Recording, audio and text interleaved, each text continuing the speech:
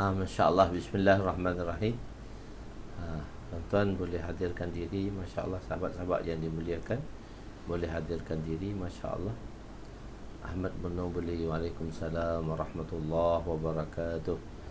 Abdullah Azri Al-Fansuri, waalaikumsalam. Efi, waalaikumsalam. Muhammad Lutfi, assalamualaikum Ustaz. Waalaikumsalam. Nurizan, waalaikumsalam. Izzat Isa, Akram Syahmi, Rusnah Loman, Jazz Hasbullah, Syah Alam daripada Singapura, waalaikumsalam. Ruqiyah Hayat, Asyahidi, Masya Allah, waalaikumsalam warahmatullahi wabarakatuh. Masya Allah. Kita boleh hadirkan diri. Muhammad Nazaruddin Sahari, Masya Allah. Muhammad Nazaruddin Sahari, Masya Allah. Masya Allah, dengan iman dan ihtisab, dengan menghadirkan, dengan istihdarul fadail dan tawajjuh kita kepada Allah Subhanahu wa taala. Hadi Abdullah, waalaikumsalam warahmatullahi wabarakatuh. Ya, Masya Allah. Waalaikumsalam warahmatullahi wabarakatuh.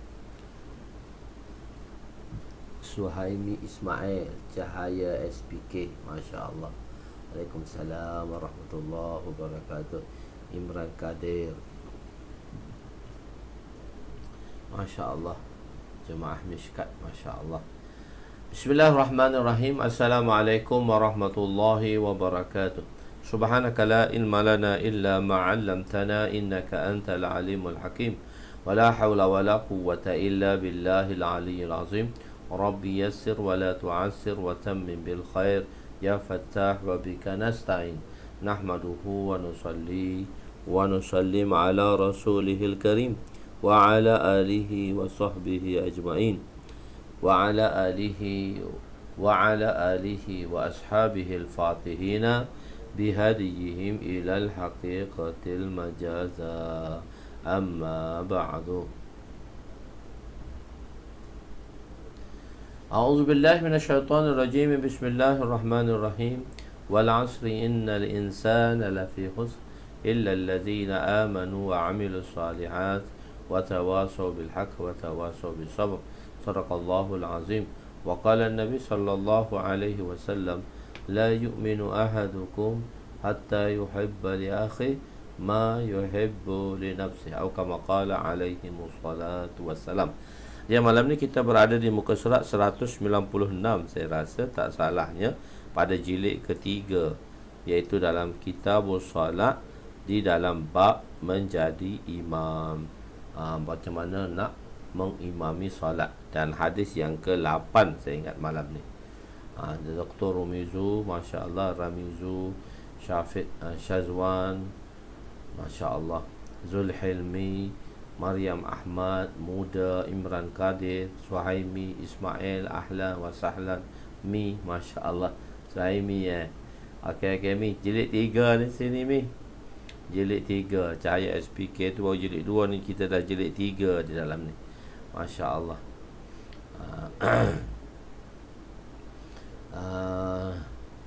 Masya Allah. Nubli 196, hadis yang ke-8, 1124. Salah satu tanda hari kiamat, tiada orang yang layak mengimami solat. Di antara salah satu tanda dekat dengan kiamat ni, iaitu tak ada siapa yang layak untuk mengimami solat.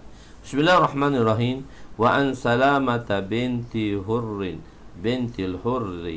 radhiyallahu anha qalat, qala Rasul sallallahu alaihi wasallam, inna min ashratis sa'ah an yadafa'a ahlul masjidi la yajiduna imaman yusalli bihim. Rawahu Ahmad wa Abu Daud wa Ibn Majah. Sayyidatuna Salamah binti Al-Hurrah radhiyallahu anha meriwayatkan bahawa Rasulullah sallallahu alaihi wasallam bersabda, di antara tanda-tanda kiamat adalah ahli masjid saling tolak menolak. Mereka tidak mendapati orang yang akan mengimami solat mereka. Dia panggil imam tolak. Imam sangkut ni. Siapa-siapa tengok jenis reban sikit, Masya Allah, dia tolak sebab surau tu tak ada imam. Hadis riwayat Imam Ahmad, Imam Abu Daud dan Imam Ibn Majah. Penerangan tolak, saling tolak menolak. Maksudnya ialah gambarannya ni di sini, di dalam masjid ini, itu tiada orang yang layak menjadi imam. Setiap daripada mereka menyatakan ketidaklayakkan menjadi imam kerana tidak mempelajari ilmu, dengannya sahnya menjadi imam, iaitu tidak mempelajari ilmu dengannya yang menyebabkan satu orang tu sah untuk menjadi imam. Tanda nombor 1 sebagaimana ditulis oleh Alamat TV rahmatullah alaih. Begitu. Kalau atas dasar ikram, ingin memuliakan seseorang menjadi imam, dia tolak semua sama pandai, itu lain. Ni tak ada orang yang nak mengimami untuk solat Jumaah tadi, jemaah tadi, maka tidak termasuk di dalam makna hadis ini. Okey, hadis seterusnya iaitu orang fasik menjadi imam. Boleh tak kalau satu orang tu dia dalam dah nyata jelas dah dia orang fasik, maka boleh tak dia menjadi imam atau tidak? Wa Nabi Hurairah radhiyallahu anhu qala Rasul sallallahu alaihi wasallam, al-jihadu wajibun alaikum ma'a kulli amirin barran aw kana fajiran wa in amila al-kaba'ir was-salatu wajibatun alaikum khalfa kulli muslim barran wa kana fajiran wa in amila al-kaba'ira was-salatu wajibatun ala kulli muslim barran wa kana aw fajiran wa in amila al-kaba'ira. Rawahu Abu Daud. Sayyidina Abu Umamah radhiyallahu anhu meriwayatkan bahawa Rasulullah sallallahu alaihi wasallam bersabda, jihad adalah wajib ke atas kamu bersama setiap ketua. Maknanya pada amir, ketua ni pemimpin lah. Sama ada dia baik ataupun jahat, sama ada orang fasik ataupun orang-orang yang baik, walaupun dia melakukan dosa besar sekalipun, maka kita kena bersama dengan mereka. Jadi kita tak boleh masukkan golongan yang lain lah. Dan solat itu wajib ke atas kamu di belakang setiap orang Islam, jika dia menjadi imam, sama ada dia baik atau jahat, fasik dan fajir sekalipun, walaupun dia melakukan dosa besar. Dan wajib ke atas kamu solat ke atas jenazah setiap orang Islam, sama ada dia baik ataupun jahat, walaupun dia melakukan dosa besar. Barrau kana au fajiran, orang yang soleh maupun orang-orang yang fasik. Jadi orang-orang yang soleh dalam setengah keadaan jihad hukumnya fardu ain, dalam keadaan yang lain fardu kifayah. So jihad ni ialah kebanyakannya ialah berada di dalam fardu kifayah, tapi ada situasi-situasi yang mana kesemua orang tak dikecualikan, semua kena keluar. Macamnya di Tabuk tak dikecualikan, semua orang kecuali orang-orang yang diuzurkan oleh Nabi lah.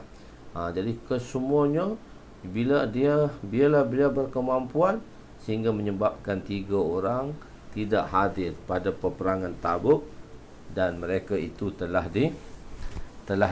diboikotkan selama 50 hari oleh Nabi sallallahu alaihi wasallam, nak menunjukkan pada waktu itu berpemergian itu adalah fardhu ain. Dapat difahami daripada hadis ini bahawa wajib ke atas umat Islam beserta dengan pemimpin untuk melawan musuh walaupun dia seorang fasik. Walaupun orang yang memimpin kita tadi, dia bukanlah orang yang baik, bahkan orang-orang yang fasik sekalipun. Maksudnya keadaannya tu keadaan fasik sekalipun, maka kita kena bersama dengan pemimpin tadi untuk melawan musuh yang datang menyerang tempat kita. Apatah kita nak dapat bantuan orang lain. Bantuan orang lain tu kat luar tu belum tentu lagi orang tu baik ke tak, tunjuk aja baik. Hak dalam ni, jadi kita bersama dengan pemimpin-pemimpin walaupun fasik maupun soleh. Saya tidak tahu mahu berserta menentang musuh.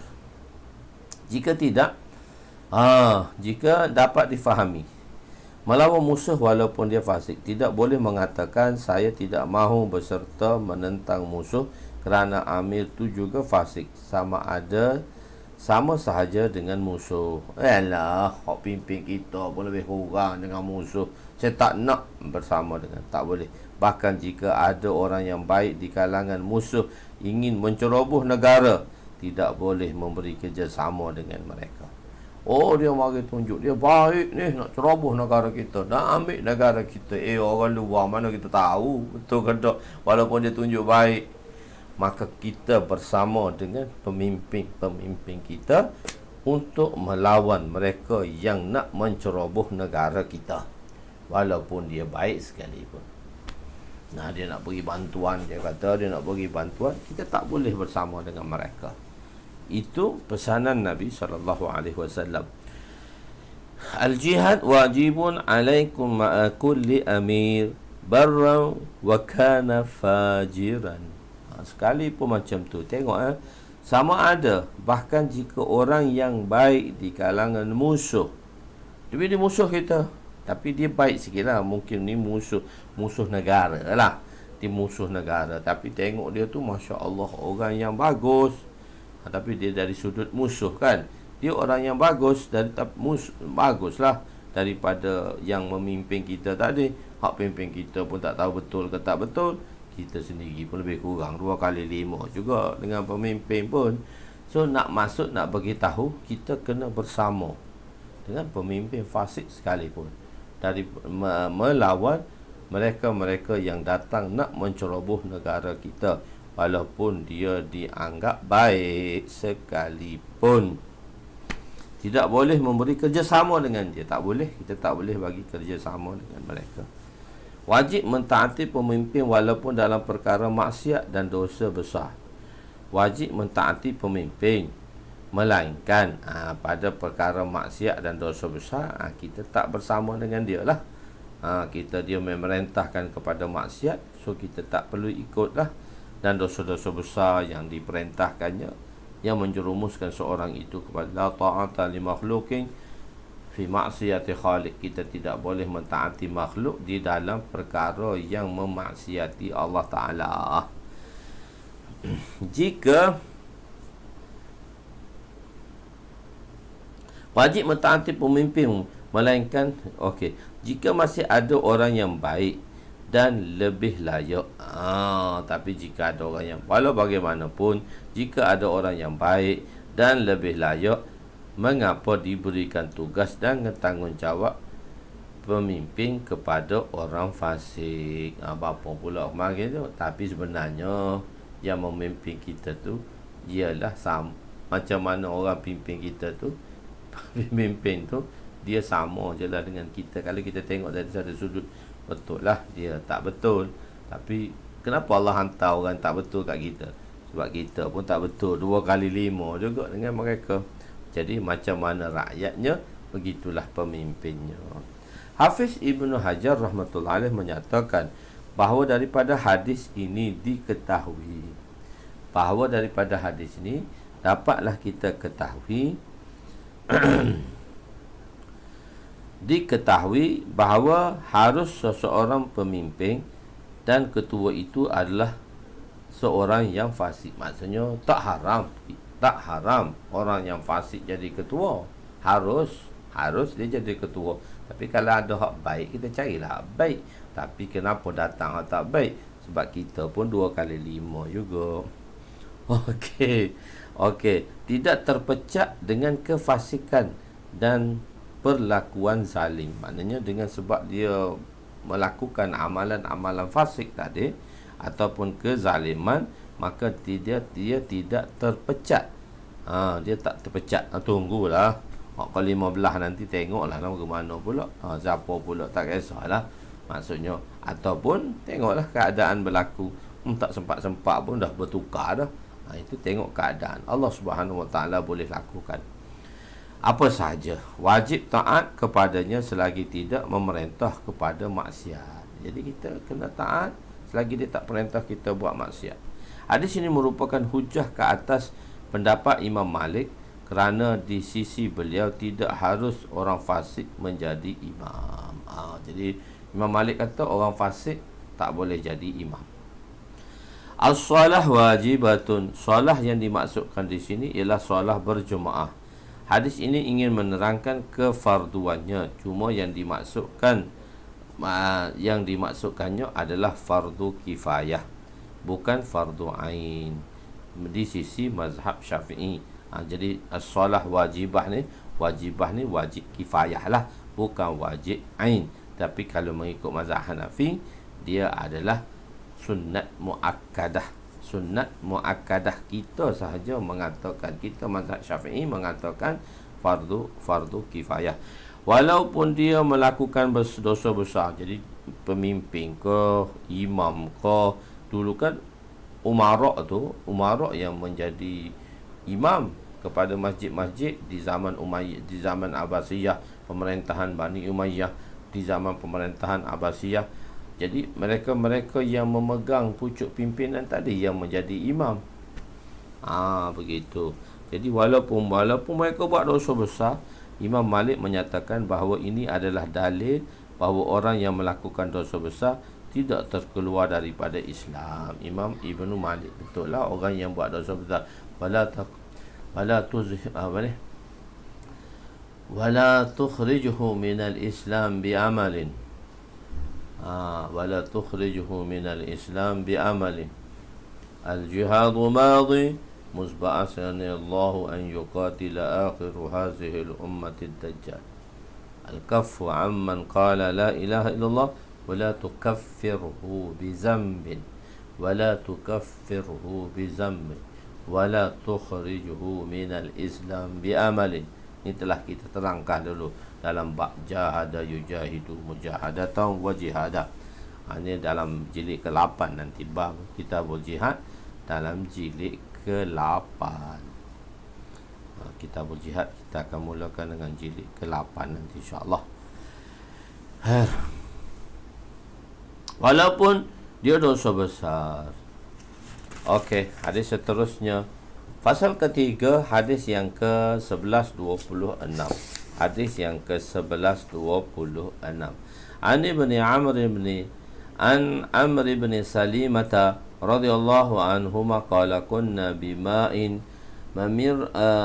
mamirrin nasi yamurru bina rukbanu nas'aluhum ma linnas ma hadha ar-rajul fayaqulu yaz'amu anna Allah arsala rasulahu awha ilaihi kaza fakuntu ahfadhu dhalika al-kalam faka'anna ma yughra fi sadri fakanat al-arabu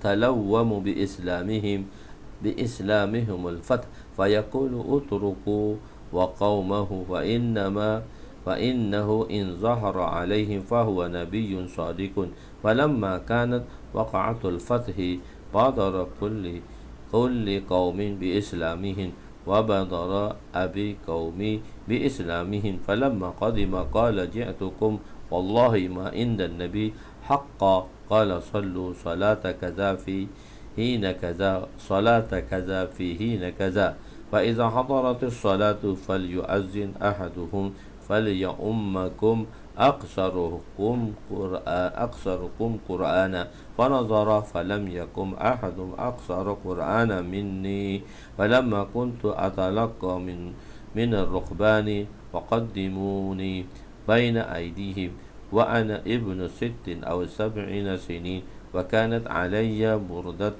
كانت إذا سجدت تقلصت أني قال امرأة من الحي ألا تغطون أن استقارئكم فاشتروا فقطعوا لي قميصا فلما فرحت بشيء فرحي بذلك القميص رواه البخاري. Sayyidina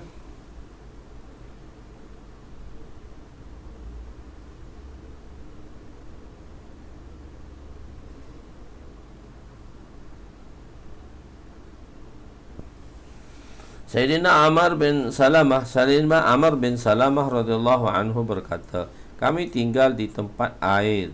Orang ramai berulang-alik melaluinya. Apabila tunggangan-tunggangan lalu, kami bertanya, mengapa dengan orang ramai? Mengapa dengan orang ramai? Mengapa dengan lelaki itu?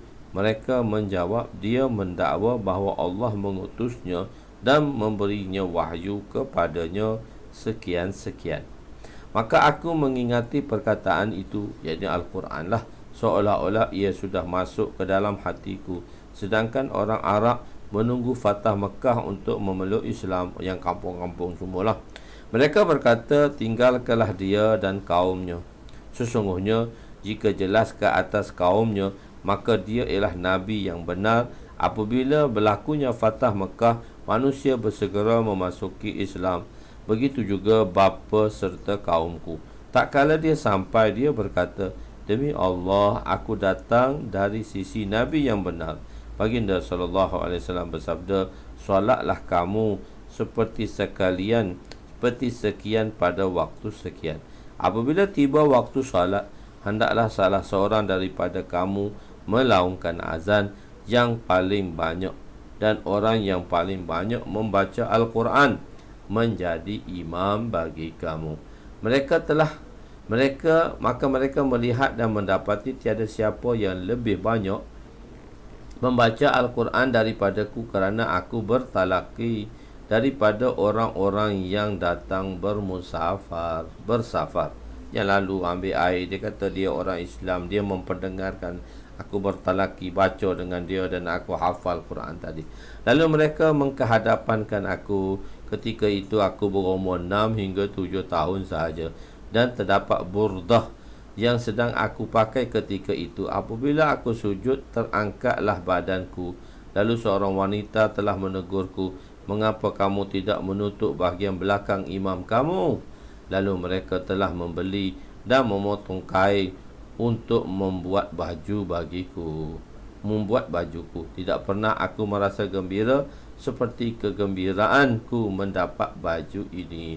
Hadis riwayat Imam Bukhari. Kalau belajar ngaji kat YouTube je, ustaz-ustaz ngaji madrasah jadi makmum, tolak kita jadi imam, sabar je lah. Dia tengok muda tu macam tu imam dah, Masya Allah, warak dia tu. Sebab tu dia suruh jadi imam. Okey. Faka'annama yughra fi sadri, seolah-olah ia sudah masuk dalam hatiku. Bila dia baca Quran tu dah masuk dalam hati. Asal makna yughra ialah melekat. Apa yang dikurniakan, ada orang yang dikurniakan oleh Allah hafalan dan ingatannya mantap. Baca sekali tu dah hafal dah. 3 kali baca depan dia, Masya Allah, dah ingat dah hafalan dia. Jadi kita ni lepas hafal lupa, lepas hafal lupa. Farsyadani bitarki ma'asi. Maka imam guru kepada Imam Syafi'i menasihatkan Imam Syafi'i meninggalkan dosa-dosa, agar apa yang kita baca tadi dia melekat di dalam hati kita. Sayyidina Amr bin Salamah radhiyallahu anhu baru berusia 6 hingga 7 tahun ketika itu. Ulama mengikhtilaf. Ulama ni berselisih pendapat di sini. Adakah budak yang belum baligh itu boleh jadi tu imam atau tak boleh? Gitu. Mengenai kanak-kanak yang belum baligh menjadi imam, di sisi mazhab Syafi'i harus pada solat sunat ataupun solat fardu. Sebaliknya, 3 mazhab yang lain berpendapat tidak harus pada solat fardu. Adapun pada sunat tak mengapa, bolehlah. Boleh budak kecil. Ada saya ingat lagi masa kita orang duduk kat Pakistan. Budak tu kecil je, budak kampung dia. Orang kampung tu jahil semua. Imam bolehlah baca sikit-sikit. So dia kata budak ni kami dah pergi hantar dia belajar Quran. Balik dalam tak sampai 9 tahun 9-10 tahun je buat balik. Tak balik lagi ke. Jadi Imam Hanifah kata tak apa sembahyang Isyak. Orang kampung tu kata, imam kampung hak lama tu kata kami sembahyang Isyak. Okeylah semua ikut imam tua, imam besar. Lepas tu sembahyang tarawih tu kan sunat. Sembahyang tarawih tu sunat, dia letak dia kedepankan budak tadi. Allahu Akbar. Imam Abu Hanifah mengambil kaedah al-imamu dhaminun, yakni seorang imam akan menanggung semua bacaan makmum. Sekiranya belum balik, maka dia tidak dikira tidak mampu, maka dia dikira tidak mampu untuk menanggung makmum di belakangnya. Oleh kerana itu, di sisi beliau, kanak-kanak yang belum balik tidak boleh menjadi imam. Tetapi sekiranya tiada orang, maka dibolehkan. Fatah Mekah berlaku pada tahun bulan Ramadan pada tahun 8 Hijrah. Nabi lah. Fatah Mekah tu adalah pada tahun ke-8 Hijrah. Khair, adakah boleh hamba yang dimerdekakan menjadi imam? Hamba yang telah merdeka, maula. Maula ni dua perkataan. Satu maula yang mana hamba yang dibebaskan. Juga maula tuan kepada pemilik. Pemilik hamba tadi juga dipanggil maula. Okey. Wa an Ibn Umar radhiyallahu anhuma qala lamma qadima al-muhajiru awwaluna al-Madinah kana ya'ummuhum Salim maula Abi Huzaifah fa fihim Umar wa Abu Salamah bin Abdul Asad. Rawahu Bukhari. Sayyidina Ibnu Umar radhiyallahu anhu berkata, tak kala orang muhajirin yang awal telah tiba daripada Madinah. Mereka orang-orang muhajirin kan pindah-pindah. Maknanya Nabi tak pindah lagi, tapi berpindah secara berperingkat-peringkat. Pindah sikit secara berperingkat-peringkat pada masa itu. Maka bekas hamba Sayyidina Abu Huzaifah telah mengimami mereka. Dalam keadaan kalangan mereka terdapat Sayyidina Umar. Pada masa itu Sayyidina Umar kan pergi berhijrah awal daripada Nabi, dan Sayyidina Abu Salamah dan Sayyidina Abdul Asad. Dari situ walaupun ada orang-orang besar, tapi hamba jugalah jadi imam sebab keistimewaan Qurannya tadilah. Sayyidina Salim radhiyallahu anhu adalah salah seorang qari di kalangan sahabat Nabi. Sedangkan Nabi pernah memberitahu supaya belajarlah Al-Quran daripada 4 orang ni, iaitu Sayyidina Salim tadi, hamba tadi, adalah salah seorang daripada mereka. Hadis menyatakan perkara tersebut ialah khuzul Qur'ana min arba'atin an Ibn Mas'ud wa Ubay bin Ka'b wa Mu'adz bin Jabal wa Salim maula Abi Huzaifah. Pelajari Al-Quran daripada 4 orang qari. Ni di qari zaman Nabi SAW. Inilah bermulanya qari tu. Anak murid Abdullah bin Mas'ud, anak murid Sayyidina Ali. Itu juga Sayyidina Abdullah bin Mas'ud, Sayyidina Ubay bin Ka'ab, Sayyidina Mu'adz bin Jabal, Sayyidina Salim bin Abu Huzaifah Mirqat. Diriwayatkan oleh Imam Tirmizi dengan sanad yang sahih dan Imam Hakim daripada Sayyidina Ibnu Umar. Begitu juga dalam kitab Jami'us Shaghir karangan Imam Sayuti. Maksudnya berkata 4 ni lah, hadis ni lah.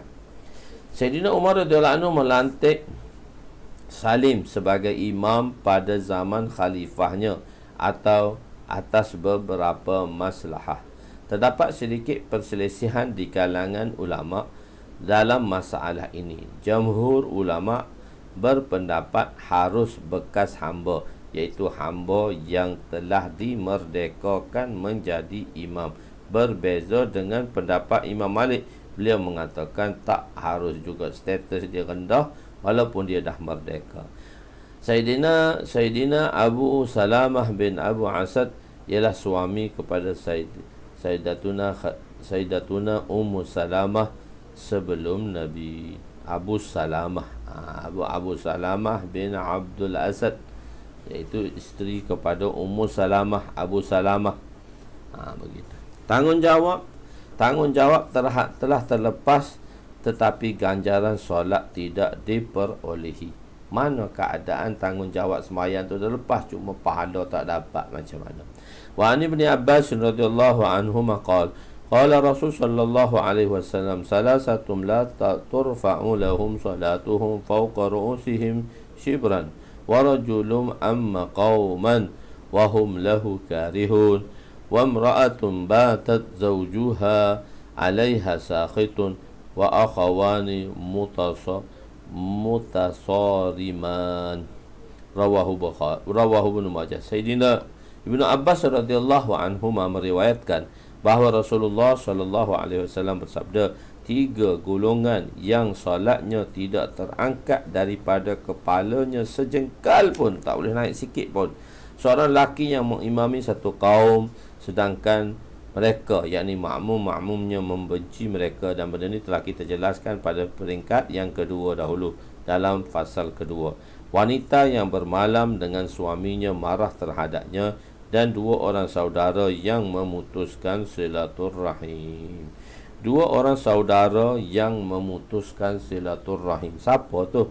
Allamah Tibi rahmatullah alaih mengatakan bahawa hubungan persaudaraan yang dimaksudkan dalam hadis ini sama ada persaudaraan dari sudut nasab keturunan atau persaudaraan dari sudut sesama Islam, seperti adik-beradik yang bergaduh sehingga tidak bertegur sapa lebih daripada 3 hari, maka termasuk daripada ancaman baginda, melainkan jika dengan sebab syar'i, seperti Sayyidina Ibnu Umar tidak bercakap dengan anaknya Bilal kerana anaknya menghalang wanita ke masjid, sedangkan perkara itu berbeza daripada apa yang diberitahu oleh Nabi. Dia pun tak suka, tapi dia tak boleh, dia tak nak tentang apa yang Nabi sabdakan.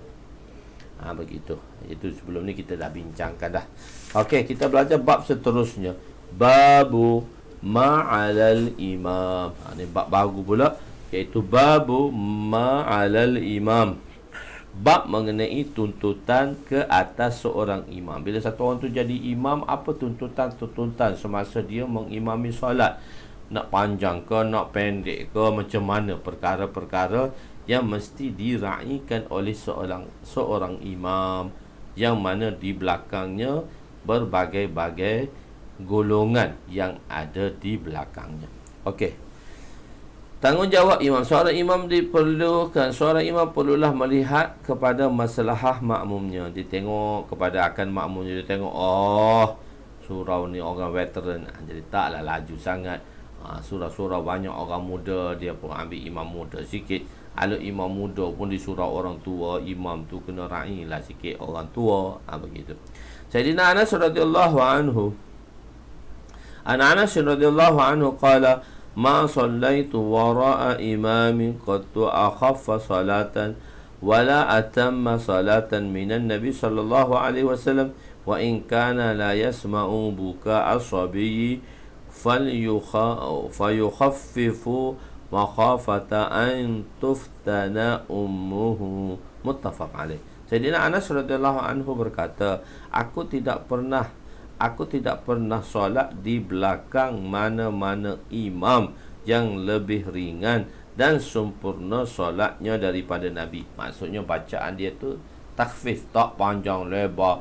Ni baca surah Baqarah rakaat pertama, dahlah sembahyang lewat, baca pula surah Baqarah. Dulu kan sahabat semua pergi mengadu hal kat Nabi, dah kami bekerja sehari suntuk, malam sembahyang tarawih baca Baqarah 2 juzuk setengah. Siapalah nak duduk. Jadi imam perlu raikan makmum di belakangnya, muqtadi yang mengikuti solat berjemaah bersamanya. Yang lebih ringan ialah meringkaskan bacaan, bukannya solat dengan melepaskan batuk di tangga ditunaikan dengan cepat, bukan tup tak macam lipas kudung tu ataupun ayam mematuk sesuatu. Tidaklah begitu. Dalam hadis ini ada dinyatakan bahawa Nabi pernah mengimami para sahabat dengan membaca dalam surah yang panjang. Bagaimana pula begitu? Nabi suruh pendek, Nabi baca panjang. Jawabnya, bukanlah baginda tidak mempedulikan makmum. Para sahabat tidak merasa lama bersolat di belakang Nabi kerana mereka lazat mendengar bacaan Nabi sehingga tidak merasai penat dan letih. Oh, tengok kan, Nabi baca sedap, penat dan letih. Kita je malah baca, tak tunggu-tunggunya. Okey. Nabi meringkaskan bacaan di dalam solat. Nabi kadang-kadang Nabi ringkaskan bacaan di dalam solat kerana raikan makmum di belakang. Wa Nabi Qatadah radhiyallahu anhu qala Rasul sallallahu alaihi wasallam, inni la adkhulu fi shalah wa ana uridu italataha fa asma'u buka'a sabiyyi fa atajawwazu fi salati mimma a'lamu min syiddati wajdi ummihi min bukaihi. Sayyidina Anas, Sayyidina Abu Qatadah radhiyallahu anhu meriwayatkan bahawa Rasulullah sallallahu alaihi wasallam bersabda, sesungguhnya aku ingin memanjangkan solat. Nabi kata, aku ni nak panjangkan solat, tetapi apabila aku terdengar tangisan bayi, aku meringkaskan solatku kerana aku takut ibunya merasa risau akan tangisan itu. Ibu kan, dia akan risau anak dia menangis. Sebab tu dia kata buat berperingkat-peringkat lah. Sungguh memanjangkan solat tu. Tapi tak apa, kena ra'i juga pada mereka-mereka yang lemah. Meringkaskan solatku maknanya meringkaskan daripada kadar Nabi pada awalnya ingin buat. Maksudnya kita kadar yang macam mana Nabi buat tadi, kita kurangkanlah. Meringkaskan solat, ada ulama mengatakan bahawa maknanya ialah tidak membaca surah dan melakukan perbuatan-perbuatan dalam solat dengan laju. Tetapi pendapat yang lebih zahir adalah bahawa maksudnya ialah mereka dengan membaca surah yang pendek selepas berkehendak ingin membaca surah yang panjang. Dengan ini akan terhasil dua kelebihan, iaitu ingin membaca surah yang panjang dan mengasihini dan memudahkan serta mengambil berat terhadap orang lain. Begitu. Ra'ikanlah makmum kat belakang. Kena ra'i siapa duduk belakang kita. Ada yang tua, ada yang uzur. So janganlah pergerakan imam tu terlalu cepat, menyebabkan hak tua tu tak boleh nak ikut. Wa an Abi Hurairah radhiyallahu anhu qala Rasul sallallahu alaihi wasallam, Iza shalla ahadukum lin-nasi falyukhaffif fa inna fihi mustaqim wad-dha'if wal-kabir fa iza shalla ahadukum falinafsi falyutawwil ma syaa. Sayyidina muttafaqun alaih. Sayyidina Abu Hurairah radhiyallahu anhu meriwayatkan bahawa Rasulullah sallallahu alaihi wasallam bersabda, apabila salah seorang daripada kamu mengimami orang ramai, hendaklah dia meringkaskan solat dengan sesungguhnya di belakang mereka terdapat orang sakit, orang tua, orang lemah. Dan jika seorang iaitu solat bersendirian, panjangkanlah solatnya selama mana yang seseorang itu kehendaki. Kita pernah pandai dah, hafiz Quran dah, so bacalah panjang sikit dalam solat ni. Imam kenalah seorang imam tu babu ma'alal imam. Apa tanggungjawab imam? Iaitu imam kenalah riayatkan, meraihkan keadaan makmum di belakangnya, tetapi hendaklah menjaga surah-surah yang disunatkan, sama ada tualu mufassal, awsatul mufassal dan kisaru mufassal. Solat bersendirian, panjangkanlah solatnya. Juga imam bagi makmum terhadap tetap yang redha, tetap yang redha bacaannya panjang. Bersalahanlah jika dalam solat tadi bersalahan. Bagi makmum, bagi mereka tu okeylah. Dia kata tu imam baca panjang pun okey lah, dia tak jadi masalah benda ni. Bagi mereka, bagi orang-orang yang sedemikian ni tak apa. Sebab solat mereka tadi yang mana melazatkan mereka. Solat tadi adalah menimbulkan kelazatan bagi mereka. Apatah lagi solat itu dikerjakan di belakang Nabi sallallahu alaihi wasallam. Khair.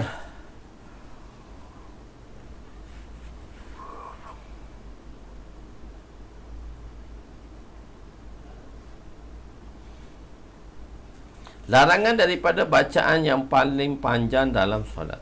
Wa an Qais bin Abi Hazim radhiyallahu anhu qala akhbarani Abu Mas'ud radhiyallahu anhu anna rajulan qala wallahi ya Rasulullah inni lata'akhkharu an salatil ghada min ajli fulan mimma yutilu bina falamma ra'aitu sallallahu alaihi wasallam fi mau'izatin ashadda ghadaban minhu yawma idzin summa qala inna minkum munaffirina wa ayyukum ma shalla bin nasi wa yatajawwaz fa inna fihim ad-dha'ifa wal kabira wa zal hajah muttafaqun alaih. Khair. Sayyidina diriwayatkan daripada Sayyidina Qais bin Abu Hazim radhiyallahu anhu bahawa beliau berkata, Sayyidina Abu Mas'ud radhiyallahu anhu menceritakan kepadaku bahawa seorang sahabat berkata kepada Rasulullah, ya Rasulullah, sesungguhnya aku membaca Al-Quran yang amat panjang. Aku tidak pernah melihat Rasulullah. Tidak pernah aku melihat Rasulullah dalam memberi nasihat. Ya Rasulullah, sesungguhnya aku membaca bacaan yang panjang. Tidak pernah aku melihat Rasulullah memberi nasihat begitu marah sekali terhadap seperti hari ini. Marah dia pada orang yang berkata demikian. Kemudian baginda bersabda, di kalangan kamu ada orang yang menyebabkan orang lain tidak mahu bersolat berjemaah. Siapa yang menjadi imam di kalangan kamu, hendaklah dia meringkaskan solat, kerana di kalangan makmum ada orang yang tua dan ada orang yang lemah. Jadi orang-orang ni kena raikanlah pada mereka-mereka yang uzur dan sebagainya. Maka ringkaskanlah. Yukhaffif ni maksudnya kita pendekkan bacaan tadi. Taklah panjang bacaannya sampai berjela-jela, kesian orang mengantuk-ngantuk sampai mengantuk-ngantuk dah. Begitu keadaan situasi sedemikian. Allahu akbar.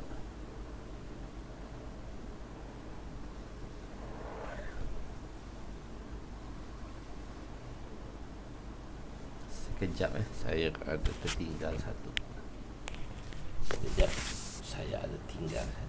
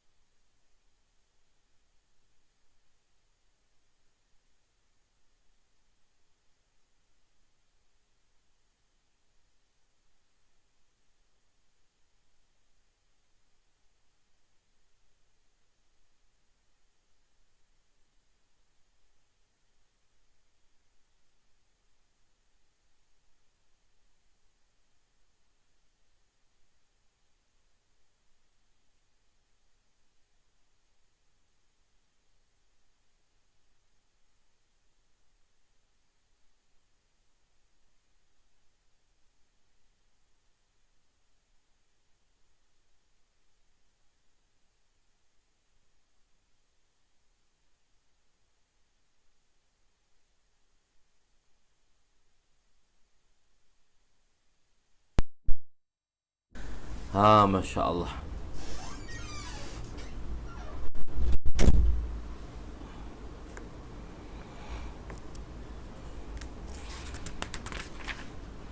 Larangan daripada bacaan yang panjang dalam solat. Larangan daripada bacaan yang panjang dalam solat.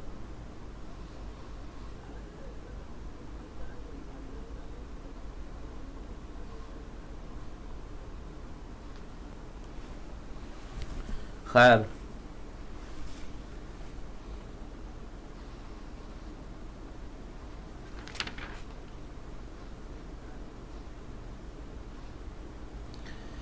وعن قيس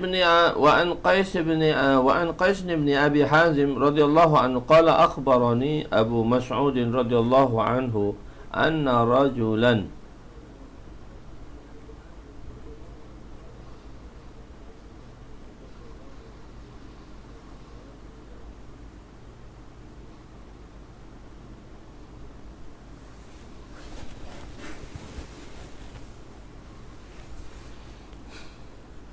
Okey. Kita baca mana dah Nabi meringkaskan.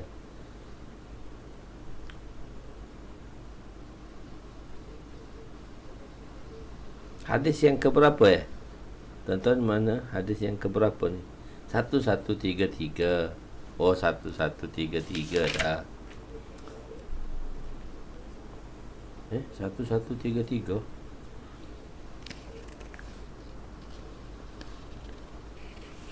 Tak lagi, hadis 1132 lah. Dah baca kan hadis 1132.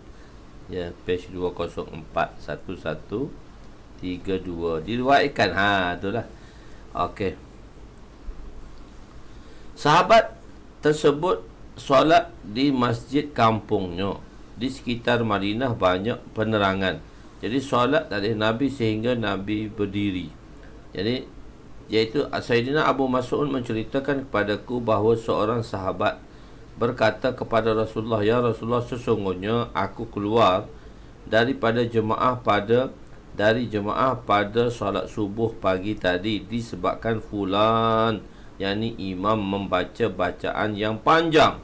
Oh, duk tengah sembahyang dia kata tu imam ni bila nak sudah tu imam ni sembahyang dia panjang sangat. Tidak pernah aku melihat Rasulullah SAW memberi nasihat begitu marah sekali seperti hari ini. Kemudian baginda SAW bersabda, "Di kalangan kamu ada orang yang menyebabkan orang lain tidak mahu bersolat. Siapa yang menjadi imam di kalangan kamu, hendaklah dia meringkaskannya solat. Kerana di kalangan makmum ada orang yang lemah dan yang tua." Ada orang yang lemah dan tua. Sahabat tersebut solat di masjid kampung dia lah. Dia sembahyang di masjid. Di sekitar Madinah terdapat banyak masjid-masjid yang dibina mengikut kabilah-kabilah masing-masing. Kan kita katakan masjid-masjid Nabi. Nabi kata khairu duril ansar Banu Najjar. Sebaik-baik marhalah yang terbaik ialah Banu Najjar, summa Banu Abdul Ashhal, summa Bani Haris bin Khadraj, summa Bani Sa'idah, wa fi kulli duril ansar khair. Iaitu ada banyak masjid-masjid. So Nabi telah meletakkan masjid pertama yang mana terbaik. Kulli khairu duril ansar Banu Najjar. Sebaik-baik masjid, sebaik-baik marhalah, sebaik-baik masjid di marhalah Banu Najjar. Jadi banyak masjid-masjid. Cuma pada hari Jumaat semua sahabat akan datang solat Jumaat beramai-ramai dengan Nabi. Ketika itu penduduk Madinah tidaklah ramai sangat. Hadis ini menunjukkan ancaman terhadap orang yang menyebabkan orang lain tidak mahu atau merasa berat untuk solat berjemaah. Dia rasa berat, dia bagi mereka yang tak mahu tadi. Kesilapan dalam jemaah ditanggung oleh imam. Disuruh tanggung oleh imam. Sikit lagi hadis dia. Wa an Abi Hurairah radhiyallahu anhu qala Rasul sallallahu alaihi wasallam yusalluna lakum fa inna asabu falakum fa in akhta'u falakum wa alaihim. Rawahu Bukhari wa hadha babu khalin an fasl sani. Sayyidina Abu Hurairah radhiyallahu anhu meriwayatkan bahawa Rasulullah sallallahu alaihi wasallam bersabda, imam-imam kamu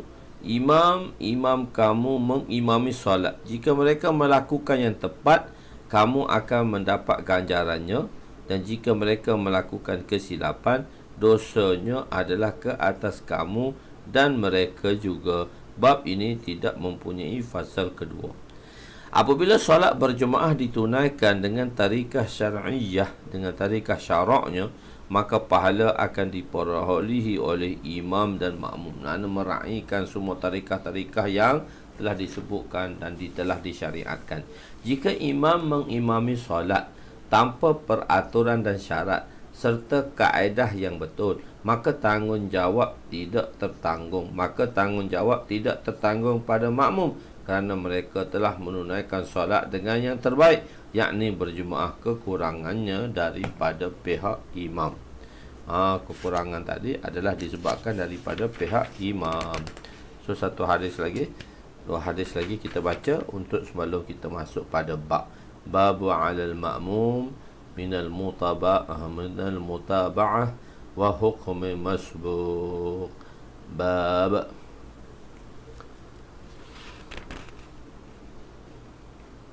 Babu 'alal ma'mum wa hukmi masbuq. Okay.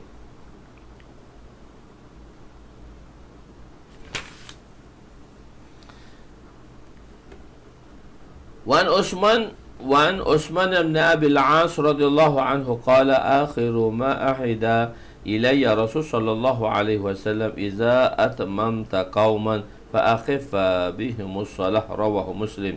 Wa fi riwayatin lahu anna Rasul sallallahu alaihi wasallam qala lahu ummal qaumak qala qultu ya Rasulullah inni ajidu fi nafsi shay'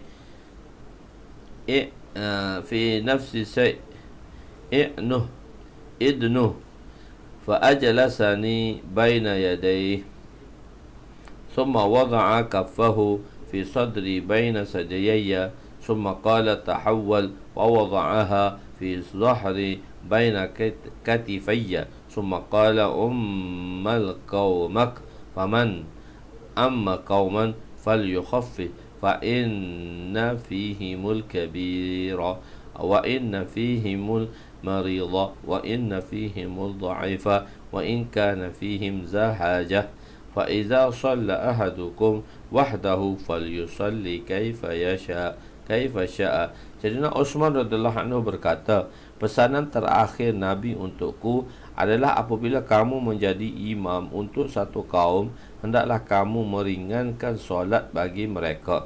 Dalam riwayat yang lain baginya berbunyi, Rasulullah sallallahu alaihi wasallam bersabda kepadaku, hendaklah kamu mengimami kaummu. Beliau berkata, ya Rasulullah, sesungguhnya aku mendapati sesuatu pada diriku. Baginda bersabda, jauhilah ia. Lalu baginda mendudukkan aku di hadapan baginda dan meletakkan tangan baginda yang mulia pada dadaku di bahagian tengah. Kemudian baginda bersabda, pusinglah badan kamu. Kemudian baginda meletakkan tangannya pada belakang di antara dua bahuku, lalu bersabda, imamilah kaummu, dan sesiapa yang mengimami kaumnya, hendaklah dia meringankan solatnya. Sesungguhnya di kalangan mereka terdapat orang tua dan juga terdapat orang sakit dan juga orang yang mempunyai hajat, orang yang berhajat tadi. Apabila seorang itu solat bersendirian, bolehlah dia memanjangkan solatnya selama mana dia kehendaki. Nak banyak mana pun didapati pada dirinya. Maknanya orang tu tadi dia kata, ya Rasulullah,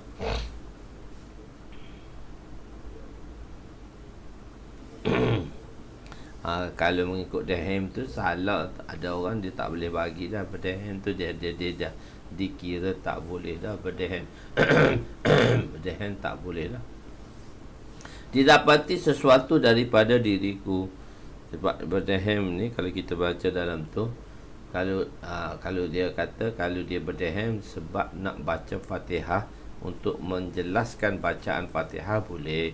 Misalnya kadang-kadang kan kita terlekat apa-apa nak baca Fatihah tu kita berdehem atas dasar Fatihah tu tak apa. Tidak kalau kita berdehem lagu lain, sembahyang menyatakan batal sembahyang. Tapi berdehem untuk baca Fatihah okey. Maksudnya untuk lancarkan Fatihah. Jadi bagaimana imam kerap berdehem dalam bacaan solat, terutama dalam bacaan Fatihah lah, sebab dia nak melancarkan Fatihah tadi. Okey, boleh diraikan lah. Aku mendapati sesuatu daripada diriku. Maksudnya sini aku merasa tidak mampu mengimami solat dengan menunaikan haknya. Maknanya aku tak boleh ya Rasulullah, aku tak mampu nak tunaikan hak untuk menjadi imam. Ataupun maksudnya aku merasa was-was bahawa adakah aku mampu tunaikan hak sebagai imam. Ada pendapat mengatakan bahawa dia merasa was-was kerana takut datangnya sifat takabur, wujud dan sebagainya. Ada 2-3 situation yang mengatakan sedemikian. Kemudian dengan sifat belas kasihan Nabi terhadap umatnya yang ada pada Nabi, maka baginda telah mendoakan sahabat tersebut dengan meletakkan tangan baginda yang mulia di bahagian hadapan dan belakang dadanya. Maka was-was hilang dengan keberkatan tangan Nabi yang mulia dan doa baginda sallallahu alaihi wasallam. Solat bersendirian, bolehlah dia memanjangkannya apabila seorang itu solat bersendirian, berseorangan diri, maka ada pilihan baginya. Pilihlah cara yang terbaik, yakni solat yang rakaatnya panjang-panjang. Yang menyedihkan di zaman sekarang, apabila menjadi imam solat panjang dan solat panjang-panjang dan meraihkan segala, apabila menjadi imam solat panjang-panjang dan raihkan segala adab zahir dalam solat, tetapi ketika solat berseorangan hanya solat pendek dan sekejap sahaja, memadai dengan melakukan perkara wajib rukun sahaja dalam solat. Mengapa terdapat perintah yang berlainan daripada perbuatan Nabi? Wa an Ibni Umar radhiyallahu anhu maqal qala Rasul sallallahu alaihi wasallam ya'muruna bit-takhfif wa yu'ammuna bis-saffat. Rawahu Nasa'i. Sayyidina Ibnu Umar radhiyallahu anhuma meriwayatkan bahawa Rasulullah sallallahu alaihi wasallam memerintahkan kami supaya meringankan solat dan baginda mengimami kami dengan surah Saffat pula, suruh pandai, baca pendek tapi maya panjang Nabi ni. Dalam hadis ini dinyatakan bahawa Nabi memerintahkan supaya meringkaskan, meringankan solat, sedangkan baginda sendiri membaca surah Saffat yang agak panjang dengan tajwid dan taranum. Jawabnya, ini adalah keistimewaan, iaitu khususiat Nabi, bahawa Nabi membaca yang panjang dalam solat disebabkan kelazatan mendengar bacaan Nabi. Para sahabat tidak merasa lama, jemu dan sebagainya, bahkan terasa pendek saja. Ini adalah mukjizat Nabi. Kalau kita sembahyang makan tu imam baca sedap kan, tak tahu habis 3 juzuk dah tarawih kita.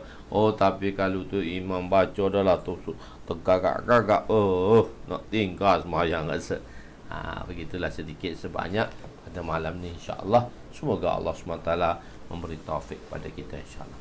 Aku lupa lihaza, astaghfirullahalazim li wa liwalidayya wa li jami'il muslimina wal muslimat walil mu'minina wal mu'minat al ahya'i minhum amwat bi rahmatika ya arhamar rahimin ya awalal awwalin wa ya akhiral akhirin wa ya zal quwwatil matin wa ya rahimal masakin wa ya arhamar rahimin. Allahumma ighfir lana dhunubana wa wasi' lana khalaqana wa tayyib lana kasabana wa kanni'na bima razaqtana wa la tuzhib talabana ila shay'in sarraftahu anna. Allahumma rabbana hab lana min azwajina wa zurriyyatina qurrata a'yunin waj'alna lil muttaqina imama. Rabbana waj'alna muqimas salati wa min zurriyyati rabbana wa taqabbal du'aana innaka antas sami'un alim. Ya Allah, ya Tuhan kami, pada malam ni juga ya Allah, kami menghadiahkan bacaan 70,000 kali untuk Muhammad bin Saleh untuk, dan 70,000 kali juga untuk Mi'jah bin Ta'ib. Ini adalah dua-dua ni mertua kepada kakak saya Faizah Hamzah, iaitu Muhammad bin Saleh bapa mertuanya, dan Mi'jah binti Ta'ib juga ibu mertuanya. Dan kami hadiahkannya 70,000 la ilaha illallah untuk mereka berdua. Dan begitu juga pada Abdul Hamid bin Muhammad Bashir dan Khadijah binti Pak Wan Cik. Ia juga mertua kepada adik saya, iaitu Hanum Adini, iaitu Abdul Hamid bin Muhammad Bashir, almarhum Abdul Hamid bin Muhammad Bashir, dan Khadijah binti Pak Wan Cik. Juga 70,000 dihadiahkan. Apa yang dibacakan oleh keluarga kami, dan ke atas mereka kami hadiahkan 70,000 tersebut, supaya sebagai pelindung daripada api neraka, dan tetapkanlah mereka di dalam kebahagiaan, dan samakanlah mereka bersama dengan orang-orang yang soleh di dalam illiyinmu, ya Allah. Rabbana atina fid dunya hasanah wa fil akhirati hasanah wa qina azabannar. Wa sallallahu ala sayyidina Muhammadin wa ala alihi wa sahbihi ajma'in. Alhamdulillah. Barang siapa yang buat untuk keluarga dia tu, kalau nak suruh ustaz doa, bolehlah, insya-Allah. Boleh, insya-Allah. Wallahu a'lam. Yang baik itu daripada Allah. Allahu akbar.